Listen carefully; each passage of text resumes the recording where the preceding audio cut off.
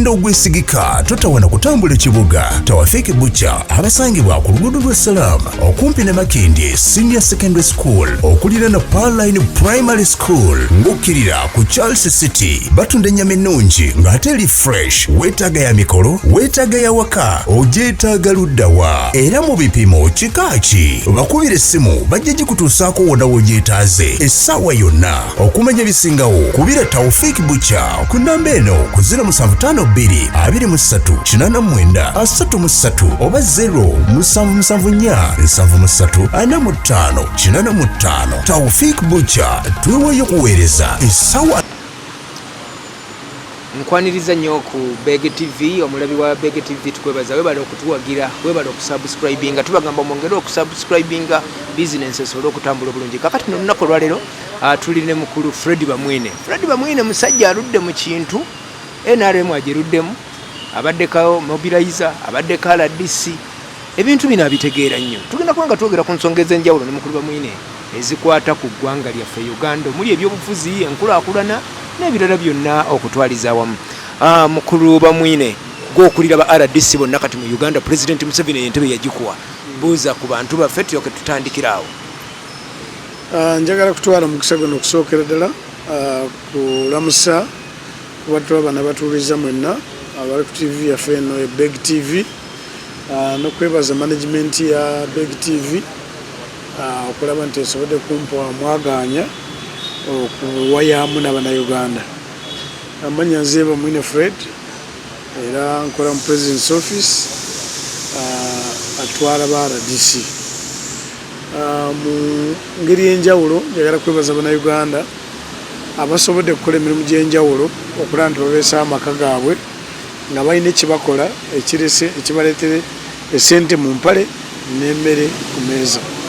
N'ekyo mbakubiriza mwenna naddala abava mu bitundu bino eby'omu Masemakati laba nti olina ekyokola laba nti olima emmere amaka ganaabala n'emmere nga si ya buseere nga gajja kuba maka ageyagaza. Omulimu gw'okulembera ba RDC gulinga omutono kubanga bonna buli omu yeeyisanga bw'ayagala buli muntu bamulonda ku bwa RDC mu nnonda ya njawulo. Omulimu guno ogusanze otya? Omulimu mukambwe naye si mukambwe kiri awo kubanga ekyomukisa mulungi nze nasookera ku deputy RDC nenzija ninfuuka RDC ate mbukoledda kabanga. So okulabirira ba RDC mba nkola ekyo kyennyini kimbadde nkola. Jjukira ba RDC babeera baka ba president kati president bwe yamala kulondebwa yalondebwa nga alina manifesto. Abannayuganda basinzira ku manifesto okumulonda afuuke president wa Uganda. N'olwekyo bula RDC waali tumusuubira okulaba nti ebisuubizo president byateeka mu manifesto bituukirira mu districts zonna za Uganda. N'olwekyo president waatali RDC yabeerayo era nze ntera kubagamba nti omulimu gwa RDC mwangu nnyo baguyita how are you kubuuza abantu mwasuze mutya kubuuza abantu nti manifesto ya president etambula etya kiba kiwedde kubanga bakuddamu buli asuze bubi ajja kukuddamu nti nsuze bubi n'omanyi lwaki asuze bubi oli asuze obulungi erekana nze ndi bulungi kujjako munyongereko kino. So kasita omanya kubuuza abantu how are you n'omanya president byayagala era ntera kubagamba butubanga tubasomesa nti bukiba kyetaaga kopa ne president bw'atambula mukope bw'atambula bw'ayogera kubanga gw'oliwo ku lulwe bw'atabawo gw'obeerawo. N'olwekyo nga bw'omanyi manifesto ya president yabusuubiza ebintu bingi okusookera ddala enyingiza mu maka. Twagala emyaka gino 5 buli maka kuba gagayina enyingiza. Twagala buli Munnayuganda okulaba nti alina ekyakola ekimuleetera sente mu mpale nekimuleetera emmere ku meeza. Twagala buli Munnayuganda myaka gino 5 okulaba nti ebyokwerinda bikwatibwa bulungi. Twagala buli Munnayuganda myaka gino 5 okulaba nti akolerera ekyo okulaba nti Uganda eva mu nsi eya third world okuyingira mu nsi ensuubizi. So ebyo byonna president byasuubiza abantu buvunaanyizibwa bwa RDC okubituukiriza n'okweyisa obulungi. nga president bwabatambula natuuka mu kifo nayimirira n'ababuuzaako ne RDC wange kyemusuubira kubanga akola ekyo. Omuntu abantu beebuuza nti bwobeera nga gwokulira ba RDC kiba kitegeeza singa RDC anyiiza oba antuusaako obulabe bwonna ankolako obubi bwonna ndoopa wa Bamwine ndoopa waani? Yeah, of course ministry gintambulizamu emirimu ekulemberwa honorable minister of presidency honorable Mireba Baranda minister of presidency. Kati wansi wa presidency ate wabeerawo PS Haji Yunus Kakande. Wansi wa Haji Yunus Kakande wabeerawo secretariat y'aba RDCs. Tuli bantu mukaaga ffe tuvunaanyizibwa ku ggwanga lyonna. N'olwekyo RDC bw'abatakoyisiza bulungi oba n'akola ekintu ky'olaba nti kululwo si kifaananyi kya pulezidenti kati awo otukubira kasimu n'otuloopera ntuyingiramu tusobola kuwuliriza oba oli awo omuwaayira kubanga siga nti kyomutaddeko kyonna tukitwala bukolokolo naye tukinoonyerezaako ntulaba engeri gyayeyisizaamu ntulaba kyobadde osuubira n'amateeka kigamusuubiramu ntusinziraku ekyo ntutambuza emirimu. Era nga sinabuukawaawo kansooke nkubuuliza eddala n'ennonda y'aba RDC kati gw'olonda kubanga nange weekanga nayitiraawo ennonda abantu beebuuza naye ate gundi bamulonze bate ne gundi yali tagwana kiri kityawo. Kati ebibuuzo ate ebyo biba bisuse. Omulimu gw'okulonda ba RDC mulimu gwa RDC guba mulimu gwa president yamanyi bwalonda bantu be kubanga ye bwamala kulondebwa nga president ate naye agenda n'alonda ttiimu eyasobola kusamba nayo neeraba nti manifesto yeetuukirira. N'olwekyo yamanyi ngeri gyanoonya yalonda mu ttiimu ye yasobola kusamba nayo manifesto kutuukirira ejjukira 2026 teri wala nnyo egende kutuuka nga manifesto yatuukirira. Kati masitefu ewe yatuukirira kiba kyangu nnyo okudda mu balonzi n'Obuganda banange twasuubiza ebintu 10 ku buli 10 ntutuukirizako 8 mulaba mutya andi batuwongera ntutaamu tugenda mu maaso. Omanyi bwe nkusisinkanye manyi nsisinkanidde ddala omukugu naddala mu byobufuzi vice president bweyadde Namirembe mu kutikkira omulabirizi yamaliriza asabira pulezidenti Kalulu ate n'omwana naye abadde aludde ng'anoonya Kalulu. Kituufu pulezidenti Museveni yabatumye mutandika okukasaba oba mwetuminkiriza? Ekisooka otegedde nti ffe tuli bakozi ba president. Kati bwe tuba bakozi ba president ebiddako tobuuza. President yalondebwa ekisanja emyaka giri 5 bwe gigwako tumanyi nti agenda kwesimbawo.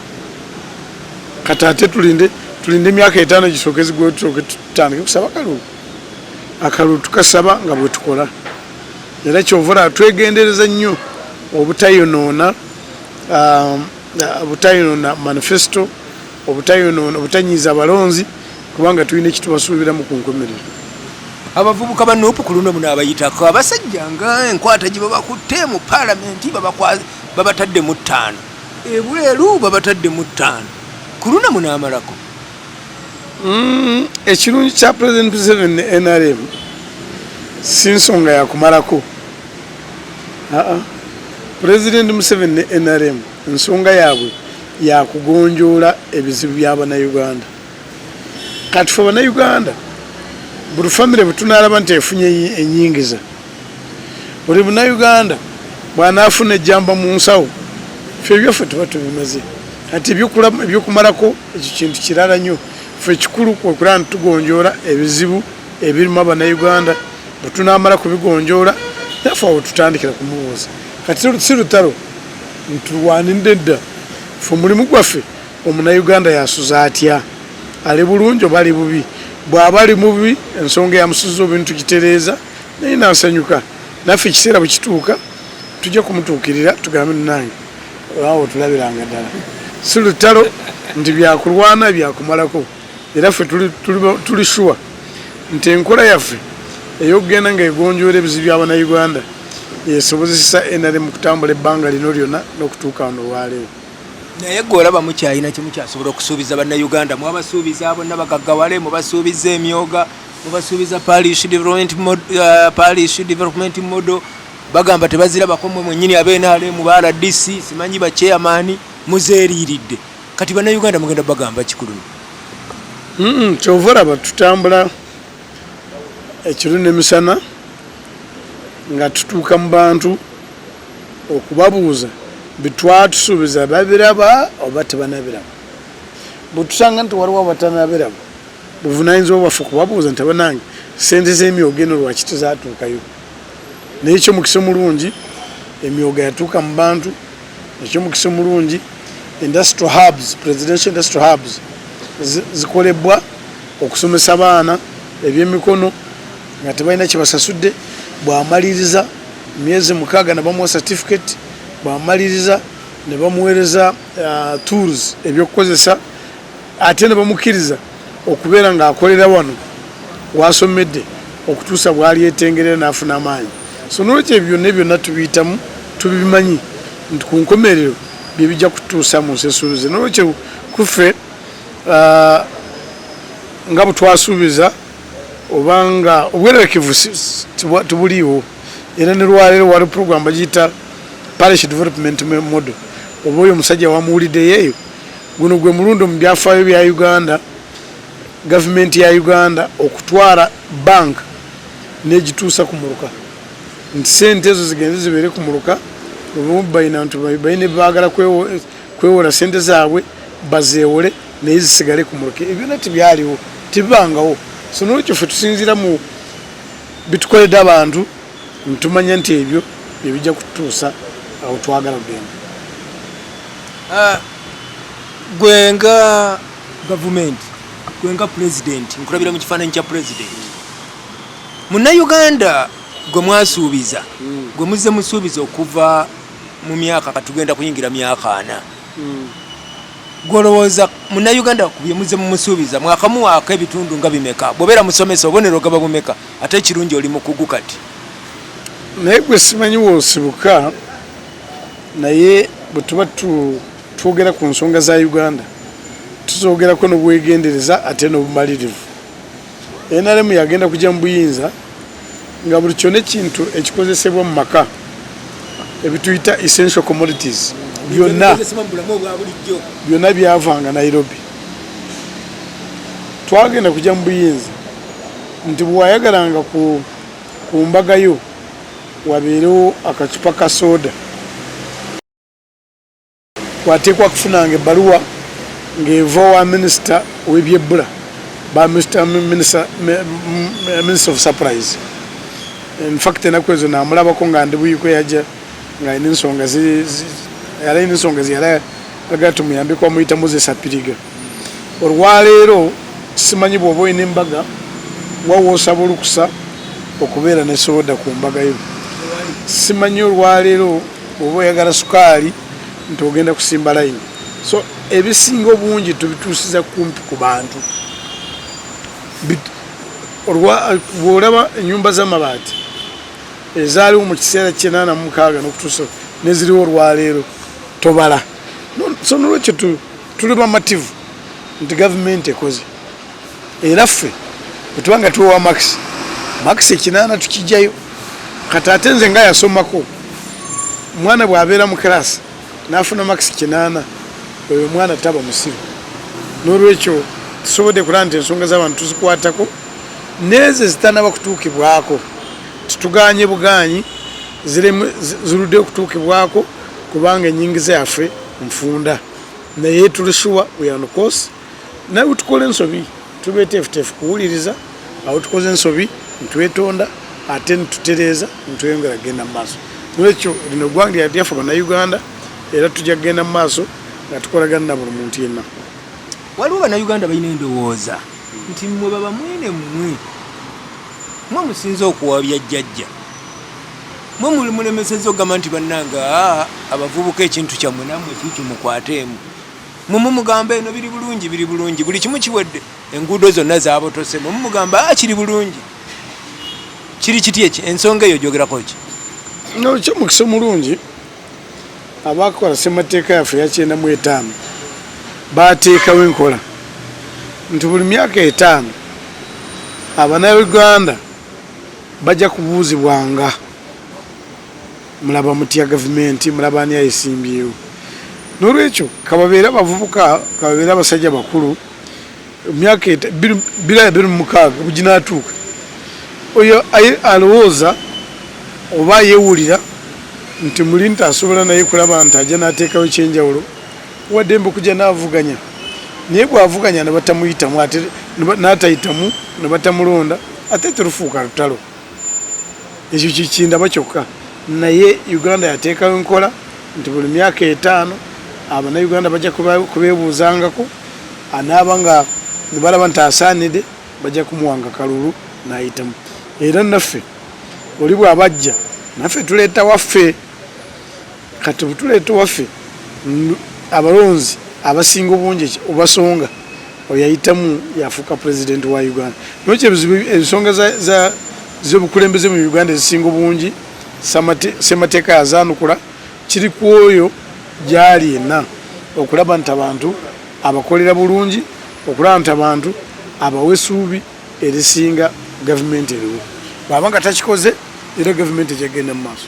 Omuganda agamba nti omubisi taba musi okubika nti bana egundi afudde tekitegeeza nti gwe wamusse olowooza ate nze mba musanze afudde nembikira abantu nti bannange gundi wali afudde tekitegeeza nti nze musse toyogerayo ebirungi onoonya ebyabafubuka akalulu kamulundi ogujja gwoli wa munda mweteeseteese kawanga olowooza mugenda kawangula n'ebitundu nga bimeka akalulu k'omulundi ogujja tutunaba kukalowoozaako ffe kitulowoozaako essaawa eno okutuukiriza manifesito gitwasuubiza abalonzi manifesito bweba emaze kutuukirira Abannayuganda bajja kutuwa percentage gibalaba nti etusaanidde n'olwekyo ffe lwaleero tukola campaign omulimu gwaffe omunene manifesito ya Uganda naddala okulaba nti buli maka gafuna ennyingiza n'emmere. Akasembayo obubaka bwo obw'enjawulo eri bannakibiina kya NRM abawagizi ba Mobilizer ebibiina obukundikundi obubaddewo bonna tugenda okuwulira nti ffe tukitadde ffe tetulya obiwulira ebigambo ebyo pulezidenti mube mugamba nti ba Mobilizer enjala ebaluma ebakooyeza ekintu ekisooka